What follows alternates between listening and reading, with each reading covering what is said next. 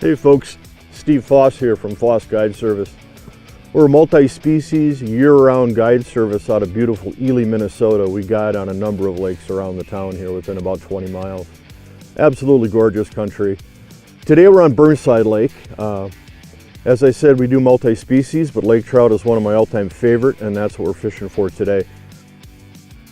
Typically we do a lot of jigging, with jigs and with jigging spoons for lake trout, very aggressively. And you'll see that we do that. But one of our key presentations is a live bait or a dead bait rig. And I've taken this off of the HT ice rigger. You may be familiar with that piece of equipment. But there were a couple of design features I didn't like, so I basically built my own.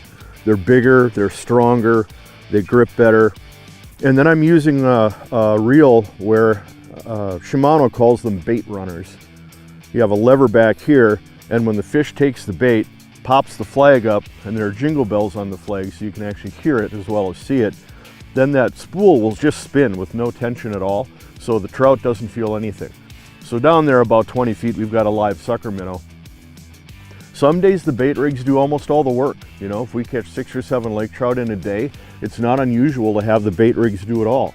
Other days, they just won't touch a bait rig. We've caught 4 today so far. It's early in the afternoon, and all 4 of them came on jigging lures. We haven't had a single flag. That's just how it goes sometimes out here. So I'm out with Dave Carey from here in Ely and showing him how to do it. This is his first time out with me ice fishing for lake trout. And there are some pretty important techniques when you're jigging. The panfish and walleye guys, they tend to do the little lift fall like this, the 1 foot tall kind of lift and drop, and then when a fish comes in, you can see it on the vexilar, they'll stop and they'll jiggle it. And that's exactly the wrong thing to do for lake trout. Lake trout are hardwired to pursue, and they respond to a lure that's fleeing, so we're very aggressive. It's not at all uncommon for me to jig all the way up 6-7 feet. But all the time I finish my stroke right down by the hole, because if a trout comes in from the side and just smokes it, they almost always do it when it's on the bottom of the fall.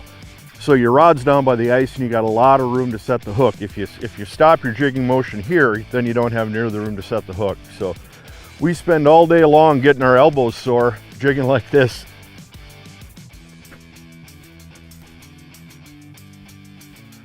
All of the lakes around Ely are beautiful in their own way. We're right on the edge of the Boundary Waters Canoe Area Wilderness, although we're not in it, so we don't have motor restrictions on most of these lakes. Burntside Lake, which is where we are today, is more than 7 miles long, and the north arm goes another more than 3 miles all by itself. It's got over 100 islands on it. Very clear water, cold water, very deep lake. There are miles and miles of shoreline that are national forest, and so they're undeveloped.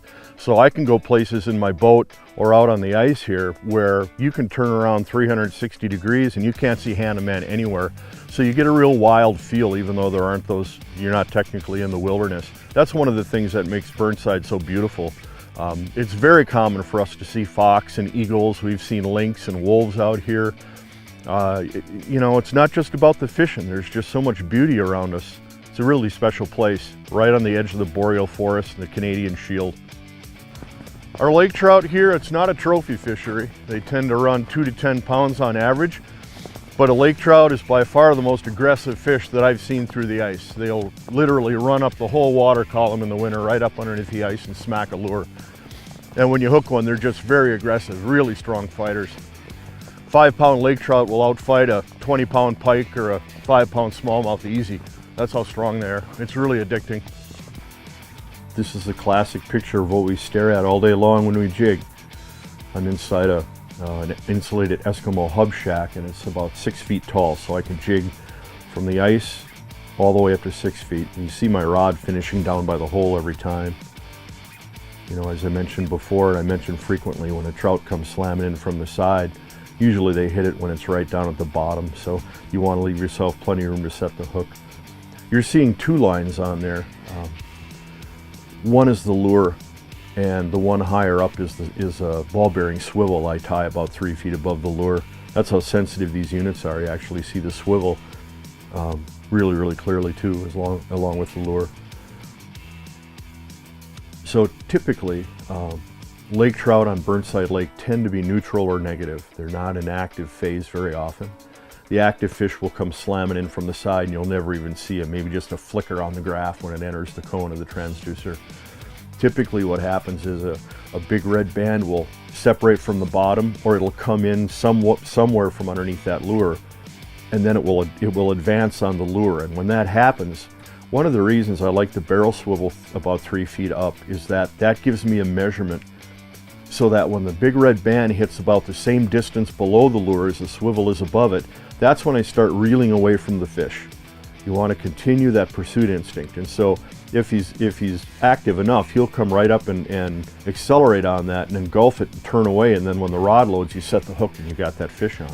So we're in about 40 feet of water right now, and this is the video game aspect of lake trout fishing. They literally can be anywhere in the water column in the winter because they're a cold water species. They want water in the mid 50s to cooler than that, you know. So when the water is 34 degrees, they literally are anywhere. I've caught lake trout in 5 feet of water in the winter. This I like because we're over deep enough water and I don't fool with the bottom very much. Lake trout do cling to the bottom sometimes, but they almost always will rise for a lure. Even a negative fish it'll trigger its pursuit instinct to some degree. So I'm about 2/3 of the way down the water column on average. That allows room for a trout to come up underneath that, but it also allows me a lot of room above that to trigger that fish. You know, I've got 25 feet that I can reel up and have him pursue until he finally engulfs the lure. So that's simply, and you know, I do use a whole water column. I'll jig down, you know, toward the bottom, and I'll work it up 5 feet and keep jigging, and I'll come all the way up to, you know, right under the ice. But when I'm typically just jigging nonstop like this, I'm almost always about 2/3 of the way down for the reasons that I mentioned. This is a take on a basic bucktail jig. I worked with Big Nasty Tackle to develop a line of lake trout jigs like this. This is a 3/8 ounce. This is one of the key lures that I use on Burntside Lake. It's very effective. Various colors. White and red are always good. Orange and chartreuse are great lake trout colors anywhere you find them, and I've got a bunch of these jigs that are tied in orange and chartreuse as well. And then I tip them with not a paddle tail and not a curly grub, because those are very, very aggressive presentations. This is basically just a 2-inch crappie, you know, plastic tail that gives it a little more, you know, a little more undulation in the water. This is on the small side for most people when you think about lake trout. You know, you think about 5-inch long tube jigs and, you know, big jigging spoons and things like that. But the Burntside lake trout are keying on stunted smelt. That's their primary forage in here. So they're used to seeing smaller lures, smaller fish, smaller lures. You can certainly use the big lures. You're probably going to sort out any trout under 5 or 6 pounds. You'll only catch trout bigger than that. And some days, for example, you know, most of our catch is eaters. Today we've gotten 3 that were, you know, between 1 pound and 2 pounds, and then we had one really big one, you know, heavier fish too. The flip side is, though, even if you're using small lures on Burnside, the big fish will still eat them. So walleye size tackle, not a problem. You know, your walleye Swedish pimple size jigging spoons, dew-jigger spoons, slender spoons, those are the other lure category that I use along with these bucktails. So when I've got clients out, at least one rod always has one of these down there jigging, and then the other rod, you know, multiples, but typically a spoon. You can swap everything you want in the box, but if on Burnside you get windows of activity that open, you might go 4 hours and not see a fish, or you might see fish and you can't get them to go. And then maybe there's 45 minutes where, you know, all hell breaks loose, and you might catch 4 or 5 fish in that time.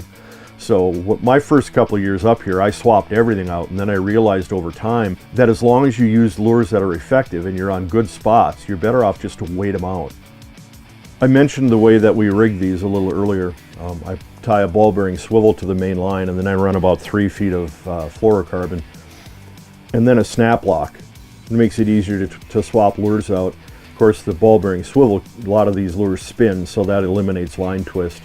I don't like the swivel and the lock together right down at the bait, because to me that just feels like it's a little too much garbage right next to the bait. I don't use braid because we're out in the open quite a lot.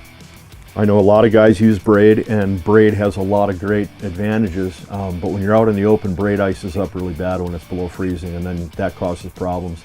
It's tough to shed the ice off braid, and when you get too much ice, it won't go through the guides, and when you get a trout on, you're going to end up probably losing it because you can't control the line and keep a good bend in your rod. So I've experimented with a lot of different lines over the years, and I just stay with 12-pound mono. Also, it doesn't hurt to have a little bit of line stretch, a little forgiveness when you got a big fish on there. Line stretch is a big issue in open water because you've got so much line out, but we rarely have more than 40 feet of line out when we're fishing for lake trout through the ice, so you don't have that big of an issue with line stretch. You can get a good hook set. Well, with any luck, you've learned a few things about lake trout and Burntside Lake on this video, and you ought to have enough information to get started on your own if you like. Otherwise, if you want to accelerate the learning curve, give me a call. You can find me on Facebook, and I have a website which you'll see all listed on the screen. So feel free to get in touch. Meanwhile, good luck out there.